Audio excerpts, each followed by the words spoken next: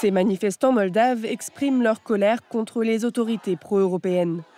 La plupart sont venus de Gagaouzie, région autonome pro-russe. Vlada Versinine, journaliste pour un des seuls médias indépendants de la région, est venue à leur rencontre. Les gens seraient soi-disant mécontents car la justice est soumise au pouvoir, alors qu'eux-mêmes sont soumis aux forces pro-russes. C'est ironique. Ce sont surtout des personnes âgées. Ils viennent ici contre rémunération. Quand tu essayes de parler avec des jeunes qui tiennent des pancartes, eux non plus ne peuvent pas t'expliquer ce qui est écrit dessus. À l'approche des élections législatives, Moscou intensifie sa campagne d'ingérence contre le gouvernement. La Gagaouzie, historiquement proche de la Russie et dirigée par des autorités pro-Kremlin, est un terreau fertile pour la manipulation électorale. En 2024, 95% de la population a voté contre le référendum sur l'adhésion à l'Union européenne. Nous sommes pour la neutralité, la souveraineté et l'indépendance. Et nous voulons être un peuple libre. Nous ne voulons pas choisir un côté, mais c'est bien de vivre avec la Russie, car c'est de là que viennent toutes les ressources qui font vivre le pays.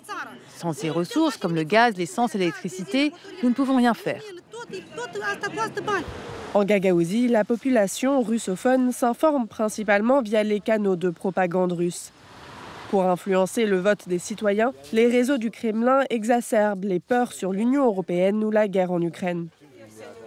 Sur le marché de Comrat, Ivan Chilich, fondateur d'un parti local critique du gouvernement de Maya Sandu, vient entendre les frustrations des commerçants. Il faut avoir le courage de dire à voix haute que notre vie est difficile. Tout le monde le sait, mais les gens restent silencieux. La plupart estiment que la politique menée par la présidente pro-européenne est à l'origine de leurs difficultés. C'était beaucoup mieux lorsque nos produits étaient exportés en Russie. L'an dernier, on a laissé les récoltes pourrir sur les terres. Les agriculteurs aussi veulent gagner leur vie.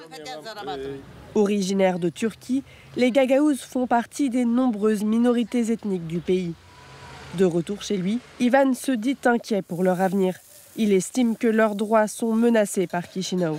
Une rhétorique souvent exploitée par le Kremlin. Notre autonomie a été créée pour préserver notre langue, notre culture et le peuple. Pour l'économie aussi, notre autonomie implique que nous avons le droit de conclure des accords avec tout pays ou ville qui souhaite nous aider à développer notre région. C'est très important, mais c'est exactement ce que le gouvernement ne veut pas. En réalité, même si nous avons des alliés en Europe, en Turquie, en Russie, nous ne pouvons rien conclure directement. Situés dans la zone d'influence de Moscou, les Gagaouzes sont peu nombreux à maîtriser le roumain, qui est pourtant la langue officielle du pays. Maria Pitel est professeure de lycée. Le soir, elle enseigne le roumain à des adultes. C'est très important dans tous les domaines. Les gens collaborent quand ils parlent la même langue. Ça rend les choses plus libres et faciles. Et les frontières s'ouvrent. Le programme a été mis en place par le gouvernement pour lutter contre l'isolement de la région. Avoir accès aux informations dans plusieurs langues ouvre des portes et les expose à d'autres opinions. Puisque nous sommes dans ce pays, il est important que nous connaissions la langue. Je pense que c'est le plus important. Pouvoir communiquer et trouver une langue commune pour la paix et la compréhension mutuelle. Dans ce lycée de Comrat, une exposition met à l'honneur les différentes influences de la culture et de l'histoire gagaouze. En 1812, cette région a été libérée des Turcs par les Russes. Les Gagaouzes sont restés et ils ont hérité des Russes leurs croyances et leurs traditions, ainsi que leurs terres. Les Russes leur ont donné les terres pour qu'ils s'installent ici. L'Empire russe a eu une grande importance dans la langue et les traditions. L'Union soviétique a aussi contribué au développement dans l'enseignement et l'économie. Et c'est pour cela qu'ils sont loyaux. Ils disent que grâce aux Russes, ils ont ce qu'ils ont aujourd'hui. Nous retrouvons Vlada, la journaliste, de retour dans sa rédaction. Elle fait de son mieux pour que d'autres points de vue soient entendus dans la région.